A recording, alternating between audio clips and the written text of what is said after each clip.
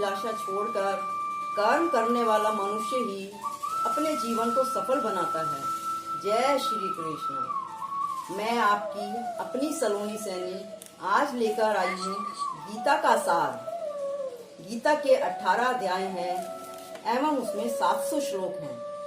आज हम पहले अध्याय और उसका महात्म्य आरंभ करते हैं। जय श्री कृष्ण। पहला अध्याय। जय श्री कृष्ण। धृतराष्ट्र बोले, हे संजय, धर्म भूमि कुरुक्षेत्र में इकट्ठे हुए युद्ध की इच्छा वाले मेरे और पांडु के पुत्रों ने क्या किया? इस पर संजय बोले, उस समय राजा दुर्योधन पांडवों की सेना को देखकर और द्रोणाचार्य के पास जाकर यह वचन कहा, हे आचार्य, आपके बुद्धिमान शिष्य द्रुपद पुत्र व्यूहाकार खड़ी की हुई पांडव पुत्रों की इस बड़ी भारा सेना को देखिए। इस सेना में बड़े बड़े धनुष वाले युद्ध में भूमि और अर्जुन के समान बहुत से शूरवीर हैं, जैसे विराट और महारथी राजा द्रुपद और धृष्टकेतु, चेकितान और तथा बलवान काशीराज, पुरोजित, कुंती भोज और मनुष्यों में श्रेष्ठ शैव्य और पराक्रमी युद्ध भूमि तथा बलवान उत्मोजा, समुद्र पुत्र अभिमन्यु और द्रौपदी के 5 पुत्र, ये सभी महारथी हैं। हे ब्रह्मा श्रेष्ठ, हमारे पक्ष में जो जो प्रधान है उनको आप समझ लीजिए।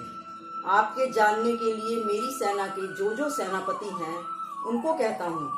एक तो स्वयं आप और पितामह भीष्म तथा कर्ण और संग्राम विजयी कृपाचार्य तथा वैसे ही विकर्ण और सोमदत्त का पुत्र भूरिश्रवा तथा और भी बहुत से शूरवीर अनेक प्रकार के शस्त्र अस्त्र से युक्त मेरे लिए जीवन की आशा को त्यागने वाले सबके सब युद्ध में चतुर हैं। भीष्म पितामह द्वारा रक्षित हमारी वह सेना सब प्रकार से अजय है और भीम द्वारा रक्षित इन लोगों की यह सेना जीतने में सुगम है। इसलिए सब मोर्चों पर अपनी अपनी जगह स्थित रहते हुए आप लोग सबके सब ही निसंदेह भीष्म पितामह की सब ओर से रक्षा करें।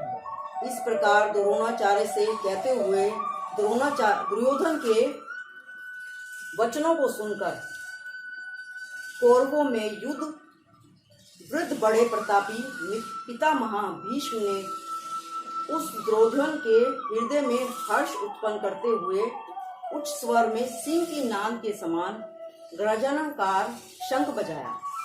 उसके उपरांत शंख और नगारी तथा ढोल मृदंग बाजे एक साथ ही बजे। उनका वह शब्द बड़ा भयंकर हुआ। उसके अनंतर सफेद घोड़ों से युक्त उत्तम रथ में बैठे हुए श्री कृष्ण महाराज और अर्जुन भी अलौकिक शंख बजाए। उसमें श्री कृष्ण महाराज ने शंख और अर्जुन ने देवतादत्त नामक शंख बजाया। भयानक कर्म वाले भीम सेना ने कोंडव नामक महाशंख बजाया। कुंती पुत्र राजा युधिष्ठिर ने अनंत विजय नामक शंख और नकुल तथा सहदेव ने सुघोष और मानिक पुष्प नाम वाले शंख बजाए। श्रेष्ठ धनु वाले काशीराज और महारथी शिखंडी और राजा विराट और अजय सत्यक तथा राजा द्रुपद और द्रौपदी के 5 पुत्र और बड़ी भुजा वाले सुभद्र पुत्र अभिमन्यु, इन सब ने राजन अलग अलग शंख बजाए और उस भयानक शब्द ने आकाश और पृथ्वी को भी शब्दमान करते हुए धृतराष्ट्र पुत्रों के हृदय विदीर्ण कर दिए। हे राजन, उसके उपरांत कपिध्वज अर्जुन ने खड़े हुए धृतराष्ट्र पुत्रों को देखकर उस शस्त्र चलाने की तैयारी के समय धनुष उठाकर ऋषिकेश श्री कृष्ण महाराज से यह वचन कहे, हे अच्युत, मेरे रथ ने दोनों सेना को बीच में खड़ा कर दोनों सेना के बीच में खड़ा कर लिए, जब तक मैं इन स्थित हुए युद्ध की काम नाम वालों की अच्छी प्रकार देख लूं कि इस युद्ध रूपी व्यापार में मुझे किन किन के साथ युद्ध करना योग्य है। दुर्योधन का युद्ध में कल्याण चाहने वाले जो ये राजा लोग इस सेना में आए, उन युद्ध करने वालों को मैं देखूंगा। संजय बोले, हे धृतराष्ट्र, अर्जुन द्वारा इस प्रकार कहे हुए महाराज श्री कृष्ण चंद्र ने दोनों सेनाओं के बीच में भीष्म और द्रोणाचार्य के सामने और संपूर्ण राजाओं के सामने उत्तम रथ को खड़ा करके ऐसे कहा कि ए पार्थ, इन इकट्ठे हुए कौरवों को देख। उसके उपरांत पृथापुत्र अर्जुन ने उन दोनों ही सेना में स्थित हुए पिता के भाइयों को, पितामह को, आचार्यों को, मामाओं को, भाइयों को, पुत्रों को, पौत्रों को तथा मित्रों को, ससुरों को और सहदों को भी देखा। इस प्रकार उन खड़े हुए संपूर्ण बंधुओं को देखकर वे अत्यंत करुणा से युक्त हुए। कुंती पुत्र अर्जुन शोक करते हुए यह बोले, हे कृष्ण, इस युद्ध की इच्छा वाले खड़े हुए स्वयं जन समुदाय को देखकर मेरे अंग शिथिल हुए जाते हैं और मुख भी सूखा जाता है और मेरे शरीर में कंप तथा रोमांच होता है तथा हाथ से गांडीव धनुष गिरता है और त्वचा भी बहुत जलती है तथा मेरा मन भ्रमित सा हो रहा है, इसलिए मैं खड़ा रहने का भी समर्थ नहीं हूँ। हे केशव, लक्षणों को भी विपरीत ही देखता हूँ तथा युद्ध में अपने कुल को मारकर कल्याण भी नहीं देखता। हे कृष्ण, मैं विजय नहीं चाहता और राज्य तथा सुखों को भी नहीं चाहता। हे गोविंद, हमें राज्यों से क्या प्रयोजन अथवा भोगों से और जीवन से भी क्या प्रयोजन है, क्योंकि हम जिनके लिए राज्य, भोग और सुखाधिक इच्छित हैं, वे ही सब धन और जीवन को, आशा को त्याग कर युद्ध में खड़े हैं। जो कि गुरुजन, ताऊ, चाचे, लड़के और वैसे ही दादा, मामा, ससुर, पोते, साले तथा और भी संबंधी लोग हैं। इसलिए मधुसूदन, मुझे मारने पर भी अथवा तीनों लोक में राज्यों के लिए भी इन सबको मारना नहीं चाहता। फिर पृथ्वी के लिए तो कहना ही क्या है। हे जनार्दन, धृतराष्ट्र पुत्रों को मारकर भी हमें क्या प्रसन्नता होगी?